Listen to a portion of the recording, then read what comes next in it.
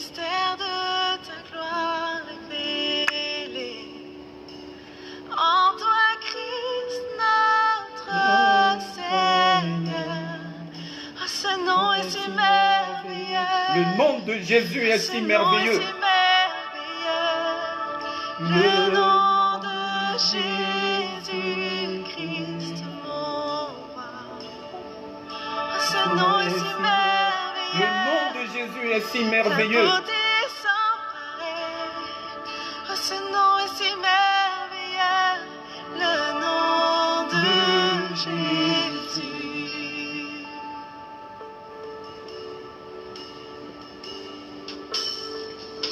Tu n'as pas voulu laisser sans nous.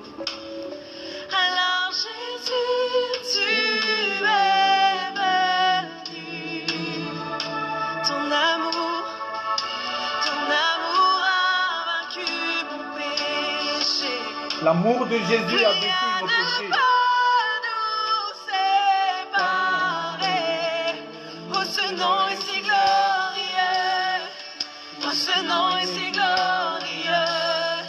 Le nom de Jésus-Christ, mon roi. Oh, ce nom est si glorieux. Sa beauté sans pareil. Oh, ce nom est si glorieux. Le nom de Chantons, ce nom est si glorieux. Mes frères et sœurs, vous pouvez partager cette vidéo à vos contacts. Oh, ce nom est si Pour la gloire de Dieu. Le nom de Jésus-Christ, mon roi. Oh, ce nom est si glorieux. Mes frères et sœurs, je vous salue tous au nom de Jésus. À Dieu toute la gloire. Que Dieu soit glorifié qui a permis de partager ce moment avec vous.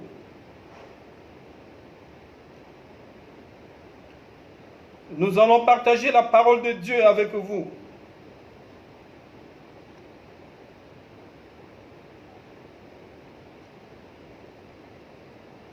Prions. Éternel Dieu, à toi toute la gloire.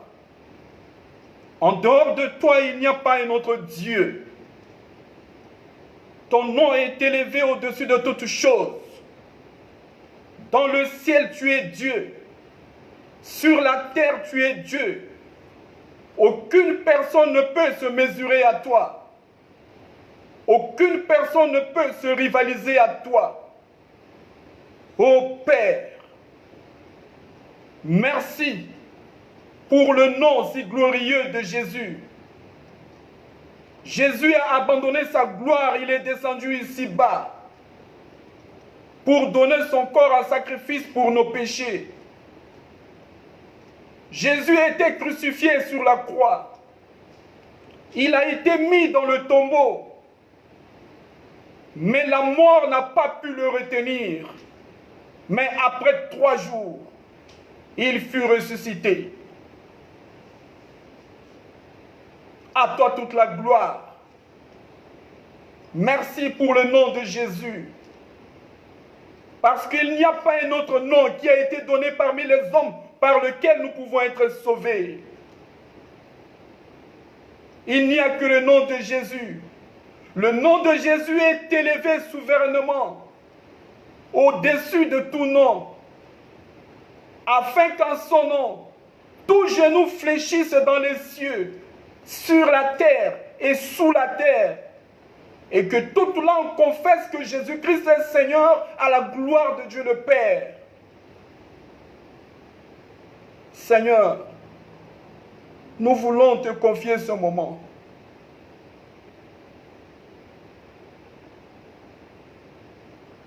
Transforme les cœurs. Modifie les cœurs à travers ce message pour la gloire de ton nom. Père,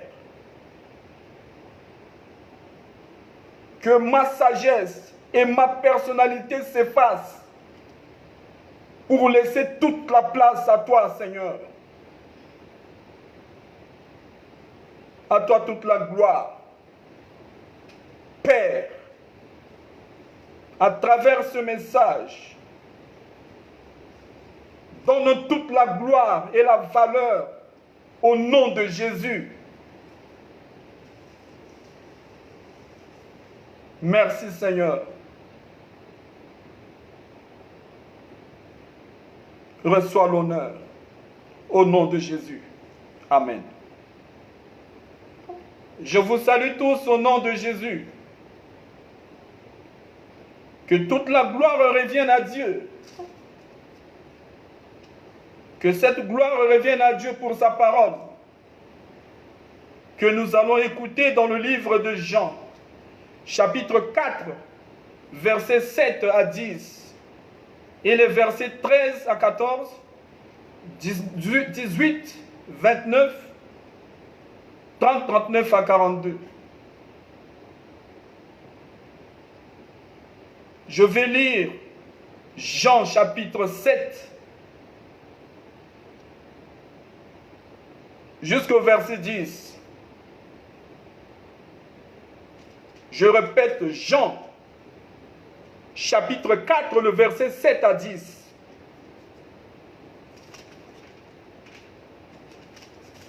Jean chapitre 4, le verset 7 à 10.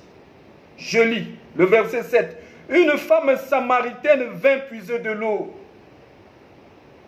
Jésus lui dit, donne-moi à boire. Car ses disciples étaient allés à la ville pour acheter des vivres. La femme samaritaine lui dit,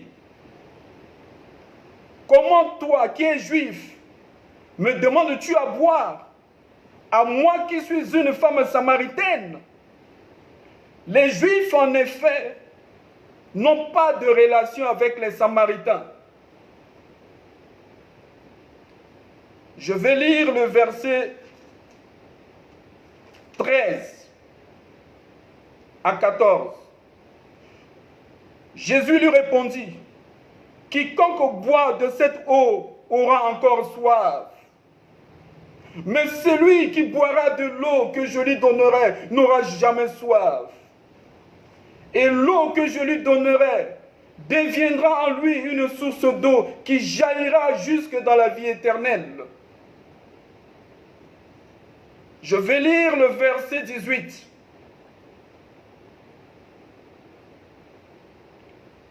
Car tu as eu 5 maris, et celui que tu as maintenant n'est pas ton mari.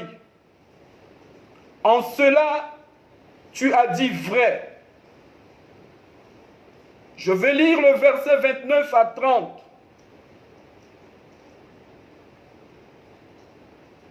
Le verset 29 à 30. Venez voir un homme qui m'a dit tout ce que j'ai fait. Ne serait-ce point le Christ? Ils sortirent de la ville et ils vinrent vers lui. Et pour finir, je vais lire le verset 39 à 42. Le verset 39 à 42. Plusieurs Samaritains de cette ville crurent en Jésus à cause de cette déclaration formelle de la femme. Il m'a dit tout ce que j'ai fait. Aussitôt, quand les Samaritains vinrent le trouver, ils le prièrent de rester auprès d'eux. Et il resta là 2 jours. Un beaucoup plus grand nombre crurent à cause de sa parole. Et il disait à la femme, ce n'est plus à cause de ce que tu as dit que nous croyons, car nous l'avons entendu nous-mêmes, et nous savons qu'il est vraiment le sauveur du monde. Amen. Dans ce passage, de la parole de Dieu que nous venons de lire, nous voyons qu'il y a deux personnes qui ont joué des rôles très importants. La première personne ici, c'est Jésus. Et la seconde personne est la femme samaritaine. C'était à une époque où les Juifs et les Samaritains étaient en palabre. Ils ne s'entendaient pas. Et si nous lisons ce chapitre au début, nous allons comprendre que c'était dans la ville de Samarie, dans un village nommé Sichar. Après avoir parcouru plusieurs kilomètres avec ses disciples qui avaient faim, Jésus était fatigué et soif, assis au bord du puits d'eau, pendant que ses disciples étaient partis à la ville pour chercher des vivres. Une femme samaritaine venait pour puiser de l'eau à cet endroit. Jésus demanda à la femme samaritaine de l'eau à boire, mais elle commença à faire des raisonnements. Et Jésus dévoila toute la vie de cette femme. Cette femme samaritaine, étonnée d'entendre tout cela, elle va se mettre rapidement en route pour aller alerter les gens de la ville. Lorsqu'elle va trouver les gens de la ville, elle va commencer à parler de Jésus. Elle va commencer à donner de la valeur à Jésus. Elle va commencer à parler de Jésus aux gens afin qu'ils viennent croire en Jésus. Cette femme samaritaine s'est effacée pour laisser toute la place de gloire et d'honneur à Jésus. Alors, les gens de la ville vont vite comprendre que si cette femme s'est permise de laisser sa cruche au puits d'eau pour quitter et faire tout le parcours pour venir jusqu'ici afin de nous parler de cet homme, quand bien même nous ne le connaissons pas, certainement elle doit avoir raison. Au lieu qu'elle raconte des choses au sujet d'elle-même, au lieu qu'elle valorise son propre nom, elle ne l'a pas fait. Mais elle ne fait que raconter les exploits de cet homme et continue toujours de parler que de cet homme, à brandir des bonnes paroles au sujet de cet homme. Alors les gens de la ville décidèrent ensemble d'aller voir cet homme dont il était question. Et lorsque les gens de la ville ont vu Jésus et écouté ses paroles, ils ont dit au verset 42, « Ce n'est pas à cause de ce que tu as dit que nous croyons, mais nous l'avons attendu nous-mêmes. Et nous savons vraiment qu'il est le sauveur du monde. » Frères et sœurs, mes bien-aimés, de nos jours, beaucoup n'ont plus comme priorité d'annoncer Jésus. Nous sommes arrivés à une période où les gens se servent du nom de Jésus pour faire du n'importe quoi. Nous sommes arrivés à une période où les gens utilisent le nom si merveilleux de Jésus pour rassasier leur propre ventre. Plusieurs ont mis Jésus de côté et ils valorisent que leur propre nom. Beaucoup veulent prendre la place de Jésus sur le podium, car ils ne font que parler d'eux-mêmes. Au lieu d'attirer les gens vers Dieu par sa parole, c'est leurs noms qui sont honorés et glorifiés par la foule.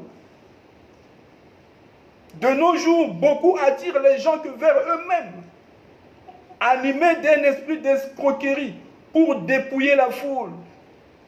Des faux ont envahi le terrain avec un autre évangile qui prêche que les choses de la terre, les biens financiers, les biens matériels, la prospérité terrestre et les bénédictions de la terre, avec des fausses prophéties et des fausses révélations fabriquées de toutes pièces qui valorisent leur connaissance personnelle sans se laisser conduire véritablement par le Saint-Esprit. Plusieurs personnes de nos jours se servent du nom de Jésus que pour s'enrichir avec l'objectif dans leur esprit que pour acquérir de l'argent. D'autres ont pris le nom de Jésus pour faire business, pour faire du commerce, pour satisfaire leur bien-être. La femme samaritaine, lorsqu'elle avait rencontré Jésus, sa priorité n'était pas l'amour de l'argent, ni les biens de la terre. Mais la Bible dit, lorsqu'elle avait rencontré Jésus et écouté sa parole, sa priorité était de retourner parler de Jésus aux gens de la ville pour dire, il m'a dit tout ce que j'ai fait. Son objectif était de présenter Jésus. Son but était d'annoncer Jésus. Elle parlait qu'à propos de Jésus. Elle valorisait que le nom de Jésus. Ainsi donc, en écoutant cette femme, les gens de la ville ont décidé de venir croire en Jésus. Depuis que tu as rencontré Jésus, quelles sont tes priorités dans la vie de ce monde? Qu'attends-tu pour annoncer Jésus? Qu'attends-tu pour annoncer ce que Jésus t'a fait? Si ce n'est de te laisser influencer par la course à la mode, pour copier la mauvaise manière de s'habiller. La mauvaise manière de s'habiller de ce temps, de la fin caractérisée et dominée par l'esprit de séduction et d'envie pour le sexe à cause de l'amour de l'argent, afin de satisfaire les désirs charnels de ton corps, assujetti à la débauche et à l'adultère dans les auberges, des motels et des maquis. Tes premières préoccupations sont des critiques malsains. Des calomnies au nom des autres sont quotidiennement sur tes lèvres. Lorsque ton prochain est en face de toi, tu lui dis de bonnes paroles, mais une fois qu'il a le dos tourné, tu deviens une autre personne, pleine d'aigreur, pour parler mal au nom de ton prochain en son absence. Frères, sœurs, ne perds pas ton temps à parler mal des autres au quotidien. Sinon, l'Esprit de Dieu va s'éteindre à toi. Car la vie véritable de l'Esprit de Dieu se nourrit par l'amour des uns des autres. Beaucoup sont devenus comme des escrocs, remplis d'esprit de tromperie, qui se servent de la parole de Dieu en utilisant le nom de Jésus à leur profit personnel. Alors que pendant ce temps, le diable est en train de faire des ravages dans des nations pour conquérir des terrains sur lesquels on ne trouve plus de vraies personnes sérieuses, animées d'un esprit réel, dans le but d'annoncer véritablement le nom de Jésus pour sauver des multitudes d'âmes qui meurent sans Christ. Le nom de Jésus est devenu pour toi comme un moyen que tu utilises pour dépouiller les gens de leur argent, pour faire l'étalage de tes connaissances, au lieu d'avoir comme priorité d'annoncer l'évangile de Jésus-Christ qui sauve les âmes de la servitude du péché. En ce temps de la fin, il y a deux catégories de personnes qui utilisent le nom de Jésus. La première catégorie, ce sont ceux ou celles qui servent véritablement le nom de Jésus avec honnêteté selon la volonté de Dieu, pour annoncer sa parole en pratiquant ce qu'il ou ce qu'elle prêche aux autres avec droiture, amour, dans la crainte de Dieu, sans se mélanger aux fétiches et aux mensonges, à la corruption, au détournement et aux ruses de ce monde pour l'amour de l'argent. Et la deuxième catégorie, ce sont ceux ou celles qui se servent du nom de Jésus avec honnêteté.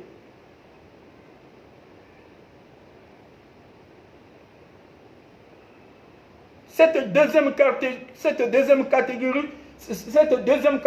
ce sont des gens qui se servent du nom de Jésus, je voulais dire avec malhonnêteté.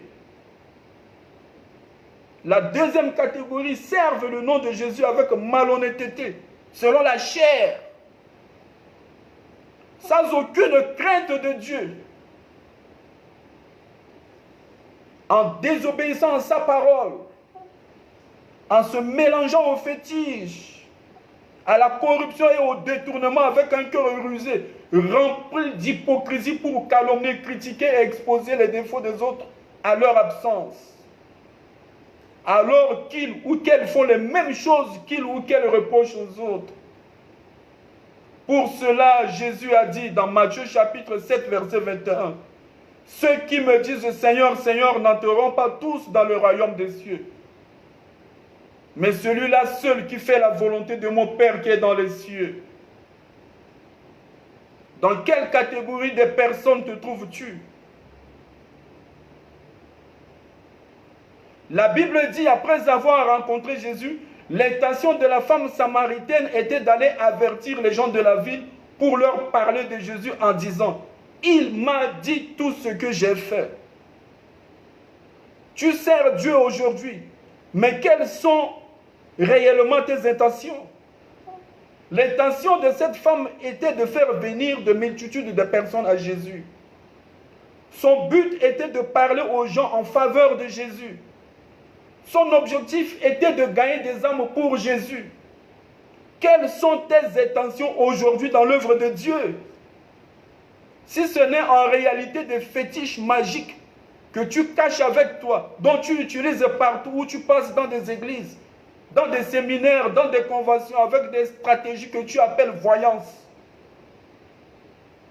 pour pouvoir voir des choses dans le passé des gens, afin de les déclarer ouvertement pour te faire craindre, au lieu qu'ils craignent Dieu, et en utilisant faussement le nom de Jésus dans de tels spectacles, alors que consciencieusement, tu le sais très bien que Jésus ne se trouve pas du tout dans tout ce que tu fais en son nom.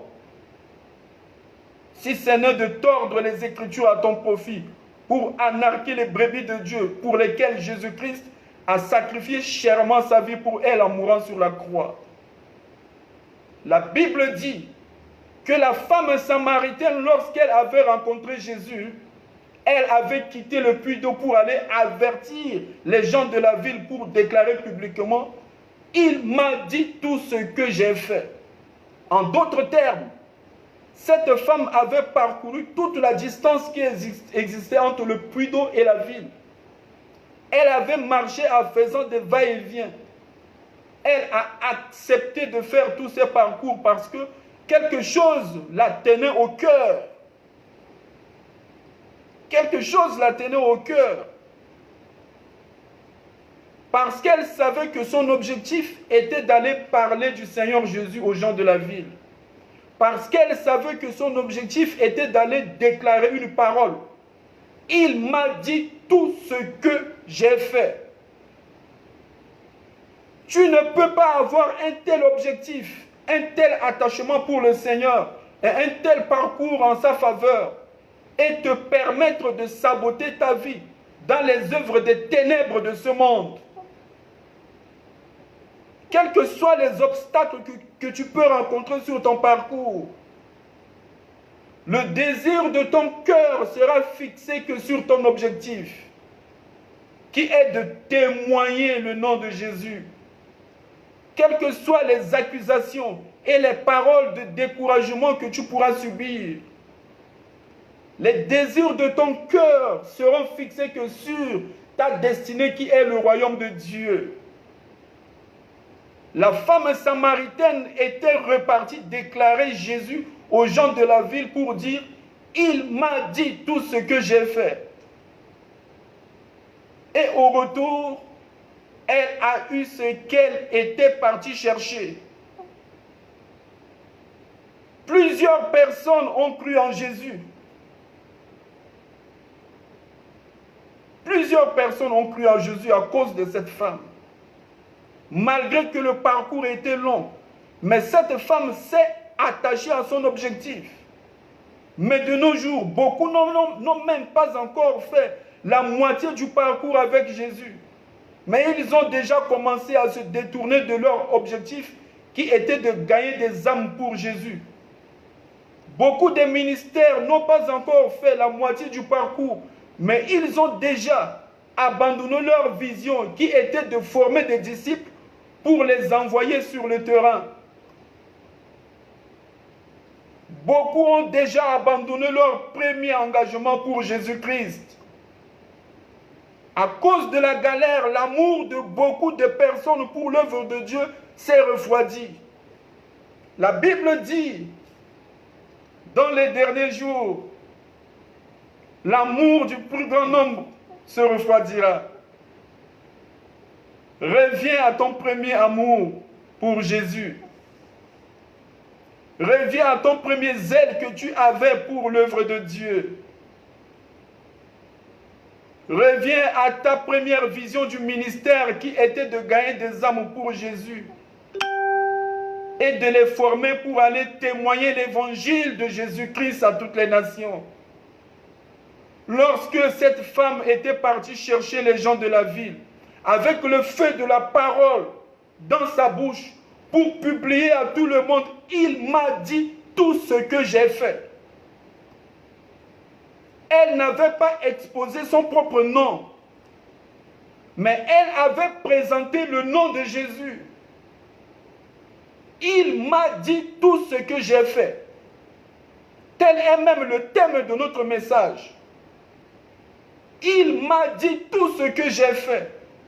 Mais les gens de la ville lui ont posé la question, mais c'est qui? Elle a dit, il m'a dit tout ce que j'ai fait. Les gens de la ville lui ont posé la question, mais c'est qui? Qui t'a dit tout ce que tu as fait? La femme a répondu, Jésus. C'est de Jésus qu'il s'agit. C'est de Jésus dont il est question. C'est Jésus. C'est lui qui m'a dit tout ce que j'ai fait. Mais de nos jours, c'est triste. C'est très triste. Au lieu de parler de Jésus à la foule, beaucoup de personnes exposent que leur propre nom et leurs exploits pour dire « J'ai voyagé dans tel pays, je reviens de tel ou tel pays ». D'autres brandissent que le nom de leur pasteur, le nom de leur bishop ou le nom de leur église locale.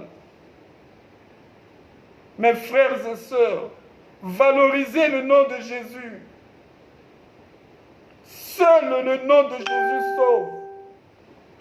Seul le nom de Jésus sauve. Seul le nom de Jésus sauve. Un seul est mort sur la croix pour nous sauver. Il est le roi des rois, le Seigneur des seigneurs, Jésus-Christ de Nazareth. Lorsque le Seigneur Jésus avait vu cette femme samaritaine, il n'avait pas déclaré à cette dernière, reçois la visitation pour ton mariage, reçois l'onction pour ton visa de voyage. Jésus n'avait pas dit, en vertu de ma qualité de fils de Dieu, je déclare une visitation spéciale pour toi, ou une onction prophétique pour ton élévation et ta prospérité. Non et non. Cela n'a pas été ainsi. Non et non. Cela n'a pas été ainsi comme plusieurs aiment le dire de nos jours, avec un gain calculé. Mais lorsque Jésus avait vu cette femme samaritaine, Jésus avait révélé à cette femme tout le parcours de la vie dans le péché qu'elle a mené sur la terre. Les intentions de Jésus étaient pour la repentance et le salut de cette femme samaritaine, afin qu'elle soit sauvée pour aller témoigner aux gens de la ville. Lorsque Jésus avait rencontré cette femme, sa priorité était pour la repentance et le salut de cette femme samaritaine. Tu sers Dieu aujourd'hui. Lorsque tu rencontres une autre personne dans un endroit où il n'y a aucune personne, quelles sont tes intentions? Est-ce que tes intentions seront les mêmes que celles de Jésus, qui étaient pour la repentance et le salut? Ou bien tu vas dire, donne-moi d'abord une offrande prophétique pour être béni. Au lieu de te soucier d'abord de l'âme de la personne, c'est l'argent que tu vois en premier lieu. C'est pourquoi de nos jours, beaucoup de personnes donnent seulement des offrandes et des dîmes sans avoir donné réellement leur vie à Jésus pour être sauvés. Et ce qui donne comme résultat, la plupart des églises locales aujourd'hui sont remplies des personnes qui ne sont pas nées de nouveau. Car les mêmes calomnies, les mêmes hypocrisies, les mêmes modes, les mêmes vies de distraction qui se trouvent dans le monde sont les mêmes qui se trouvent aujourd'hui dans des églises. Jésus a dit dans Matthieu chapitre 5 verset 13, « Vous êtes le sel de la terre, mais si le sel perd sa saveur, avec quoi la lui rendra-t-on? Il ne sert plus qu'à être jeté dehors et foulé aux pieds des hommes. » L'Église aujourd'hui a perdu sa saveur. La saveur pour la repentance et le salut des âmes. Ayant les mêmes intentions qui étaient en Jésus, celle de la repentance et du salut des âmes. Tu es une femme, tu sers Dieu aujourd'hui. Lorsque tu rencontres un homme qui a beaucoup d'argent, élégant, dans un endroit où il n'y a personne, quelles vont être tes intentions? Est-ce que tes intentions vont être les mêmes que celles de Jésus qui étaient pour la repentance et le salut? Est-ce que tes priorités seront comme celles de la femme samaritaine qui était comme priorité d'aller parler de Jésus aux gens de la ville pour déclarer « Il m'a dit tout ce que j'ai fait » ? Ou bien ta priorité sera de fabriquer sur place dans ton cœur une stratégie avec l'esprit de séduction parce que tu as visé l'argent de cet homme que tu as vu. C'est ainsi que les vies de plusieurs personnes sont comme des tombeaux blanchis, qui paraissent beaux à l'extérieur, mais dont à l'intérieur est rempli des ossements. L'évangile que Jésus-Christ annonçait était pour réconcilier les humains avec Dieu, pour les conduire à la repentance en croyant en lui pour sauver leur âme du péché, afin que les humains aient le salut qui est la vie éternelle. Lorsque la femme samaritaine est repartie parler de Jésus pour déclarer « Il m'a dit tout ce que j'ai fait », l'acte qu'elle avait posé avait changé son identité. Elle était revêtue d'une nouvelle vie, la vie des gagneurs d'âme.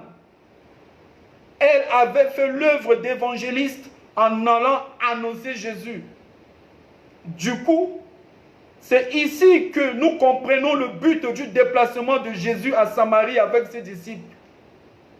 C'était pour chercher dans cette ville une personne qui pourra gagner des âmes. Une femme était trouvée et elle était devenue évangéliste. En soi, Jésus était parti à Samarie dans un village nommé Sychar dans le but de chercher une porteuse de bonnes nouvelles, évangéliste. Au dernier jour, le Seigneur ne dira pas « C'est bien, bon et grand pasteur qui a une belle et une grande église locale, ni grand apôtre des nations, ni grand évangéliste, ni puissant chantre, ni grand bishop, ni grand docteur, ni grande prophétesse. Mais au dernier jour, le Seigneur dira, c'est bien, bon et fidèle serviteur, tu as été fidèle en peu de choses, je te confierai beaucoup, entre dans la joie de ton maître. Être serviteur ou servante de Dieu comme disciples, ce n'est pas seulement l'affaire des pasteurs. Ce n'est pas seulement l'affaire des prophètes. Ce n'est pas seulement l'affaire des évangélistes. Ce n'est pas seulement l'affaire des chantres, des docteurs, des bishops ou des missionnaires. Mais être la personne qui sert Dieu comme disciple est une mission ordonnée par Jésus-Christ à tous les enfants de Dieu pour aller annoncer l'évangile à toutes les nations. Ne continuez pas seulement à faire des veillées de prière sur des veillées de prière, de jeûner et toujours jeûner. Mais il faut aller pour annoncer le nom de Jésus afin que des âmes soient sauvées du péché. C'est le plus important. Une église, un ministère ou une personne qui sert le nom de Jésus dans la désobéissance, sans aucune crainte, et qui se cache derrière le nom de Jésus pour s'enrichir en détournant l'argent réservé pour l'œuvre de Dieu, qui se voit comme une star pour recevoir la gloire et l'acclamation de la foule, qui cherche que des versets dans la Bible qui conviennent à ses propres goûts pour annoncer, qui utilise le titre dans le sacerdoce pour abuser sexuellement des femmes et des jeunes filles, qui pratique la pédophilie sur les mineurs et qui ne témoigne pas véritablement le nom de Jésus, mais qui a comme première priorité préférée de faire des appels que pour des enveloppes d'offrandes et de dîmes, sans se soucier premièrement de la repentance et du salut des âmes. Une telle église, un tel ministère ou une telle personne est en train de servir Dieu sans Dieu. Une telle église, un tel ministère ou une telle personne est en train de servir Dieu sans Dieu. La Bible dit: je n'ai point honte de l'évangile, c'est une puissance de Dieu pour le salut de quiconque croit. N'ayez pas honte d'annoncer l'évangile de Jésus-Christ aux nations. N'ayez pas honte. Aujourd'hui, à cause de la honte et de la peur, beaucoup n'arrivent pas à ouvrir la bouche pour parler de Jésus.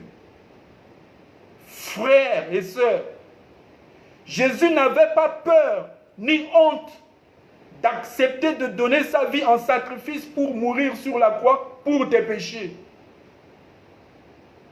Pourquoi à ton tour tu as peur et honte de parler de lui au monde? Que fais-tu sur la terre? Que fais-tu sur la terre? Va dire au monde: il m'a dit tout ce que j'ai fait. Va dire au monde comme cette femme samaritaine: il m'a dit tout ce que j'ai fait. À travers ce message, Jésus est en train de te dire: lève-toi. La moisson est grande, mais il y a peu d'ouvriers.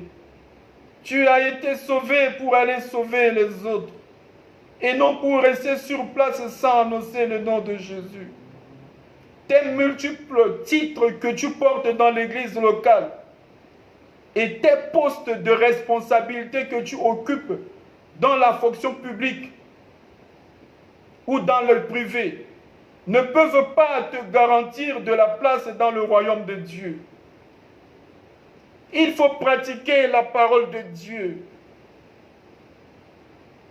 Il faut pratiquer la parole de Dieu. Il faut pratiquer sa parole. Il faut pratiquer sa parole. La Bible déclare que tout arbre qui ne porte pas de bons fruits sera coupé et jeté au feu. Quels sont les fruits de tes œuvres sur la terre? Dieu ne souhaite pas que ton âme meure dans le péché. Bien-aimé, au moment où tu es encore en vie, Dieu veut que tu puisses te repentir de tes péchés. Dieu t'appelle à te repentir pour avoir fait son œuvre avec négligence.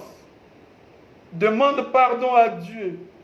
Bien-aimés frères, sœurs, Dieu, à travers ce message, t'appelle pour que tu puisses donner ta vie à Jésus, en croyant en lui pour sauver ton âme de la mort, afin d'avoir la vie éternelle.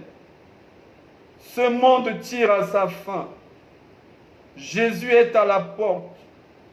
Son retour est proche. Débarrasse-toi de tes mauvaises vies et de tes mauvaises pratiques. Repends-toi et donne ta vie à Jésus avant qu'il ne soit trop tard. Que la parole de Dieu demeure avec vous au nom de Jésus. Amen. Frères et sœurs, nous allons prier. Prions. Éternel Dieu, à toi toute la gloire. Le nom de Jésus est si merveilleux. Le nom de Jésus est élevé, plus haut sur toutes les puissances et sur toutes les créations visibles ou invisibles. Le nom de Jésus est élevé au sommet de toute connaissance et des merveilles des cieux et de la terre. Rien dans ce monde ne peut se mesurer ou égaler à la valeur du nom de Jésus.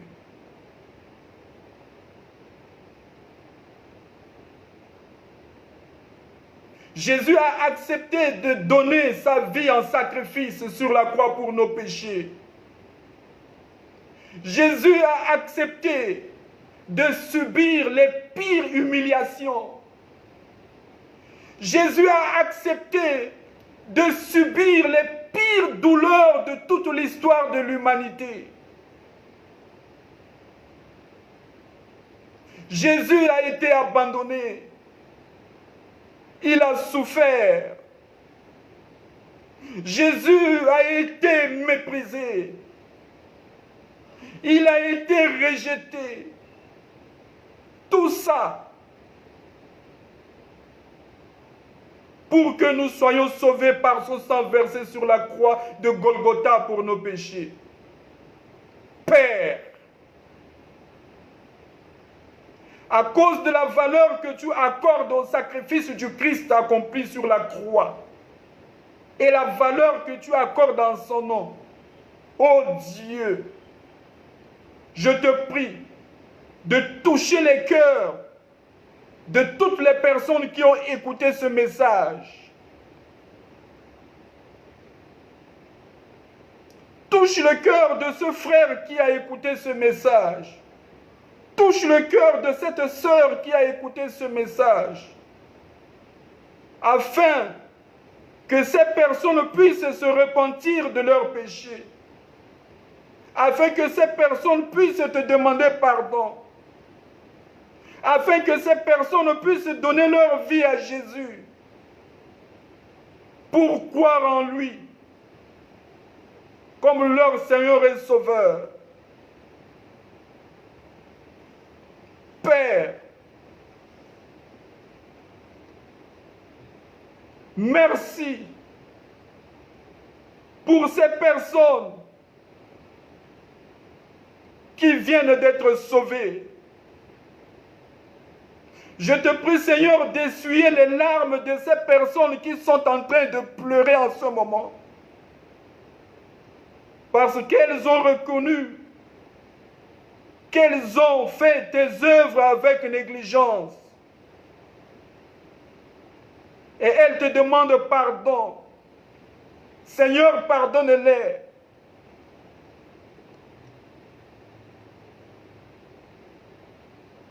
Garde-les, Seigneur, par ta parole. Ô Dieu, Père, Toi qui as toujours accueilli les personnes qui reviennent à toi. Toi qui as toujours accueilli les personnes qui changent de vie, qui passent de l'ancienne vie de péché à la nouvelle vie en Jésus-Christ. Je te prie de les accueillir dans ton amour. Je te prie, ô Dieu, de les accueillir par ta grâce.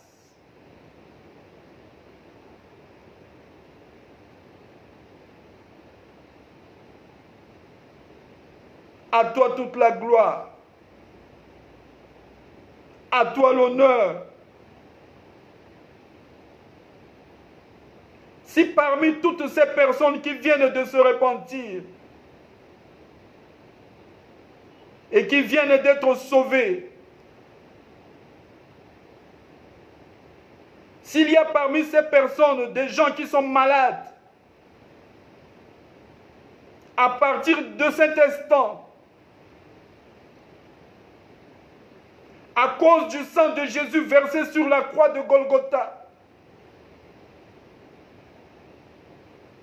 je déclare leur guérison au nom de Jésus. Père,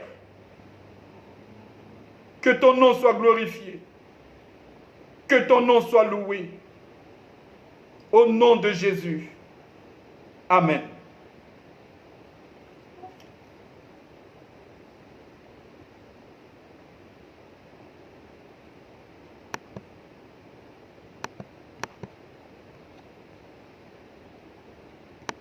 Sa beauté sans pareil, pour ce nom si glorieux, le nom de Jésus. Pour ce nom Je vous si salue au nom de glorieux, le nom